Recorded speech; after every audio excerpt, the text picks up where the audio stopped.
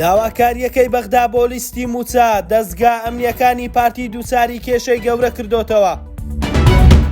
پێشبینی پارتی بۆ ئەنجامەکانی هەڵبژاردن ئاشکرا دەبێت و چاودێرانیش پێیان وایە بەشداریکردن گۆڕانکاری بەسەر ڕێژەکان دەهێنێت. وەزیرێکی عێراق لەبارەی موچەی فەرمانبەرانی هەرێمەوە زانیاری ئاشکرا دەکات. سڵاوتان لێبێ ستاندەنویسان پێشکەش دەکەین.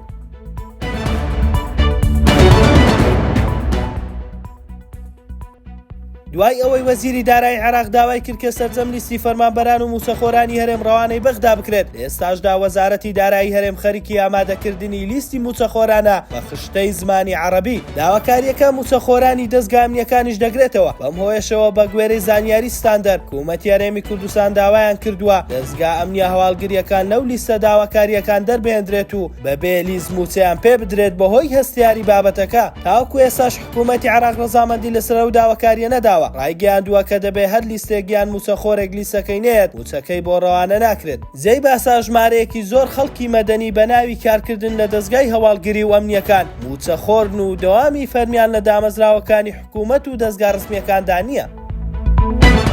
بە گوێرەی زانیاری ستاندەر پارتی دیموکراتی کوردستان لە باشترین حاڵەت کە بە خۆی پێشبینی کردووە 35 کورسی دەهێنێت لە کۆی 100 کورسی پەرلەمانی کوردستان، ئەوە ئەگەر ڕێژەی بەشداریکردن لە نێوان 30 بۆ 40% بێت. هەر بە گوێرەی زانیاریەکان مەکتەبی هەڵبژاردننی پارتی پێی وایە ئەگەر ڕێژەی بەشداریکردن بەرز ببێتەوە ئەوە ڕێژەی کورسەکانیان کەم دەبێتەوە و نرخی کورسی گران دەبێت. بۆیە بە بڕوای چاودێران ئەگەر هاوڵاتیان بەشداریەکی فراوان لەو هەڵبژاردنەدا بکەن ئەگەری گۆڕانکاری لە هاوکێشەی سیاسی لە کوردستان زۆرە. جێی باسا هەر ئەمڕۆژ کۆمیسیۆنی باڵای هەڵبژاردنەکان بڕیاریدا ماوەی 6 ڕۆژی دیکە ماوەی نوێکردنەوەی تۆماری دەنگدەرا درێژ بکرێتەوە و داواش لە هاوڵاتیان دەکرێت کەوا تۆمارەکانیان نوێ بکەنەوە و بەشدار بن لە هەڵبژاردننی خولی شەشەمی پەرلەمانی کوردستان.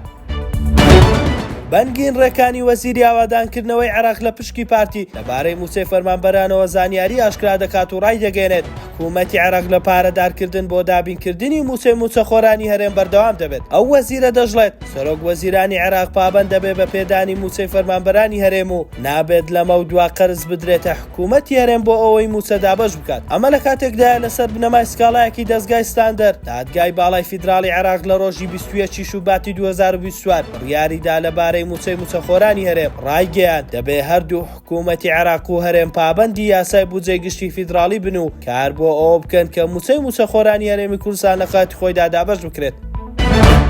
ستاندەر نووسمان پێشکەشکردن شاد و کامەرامن.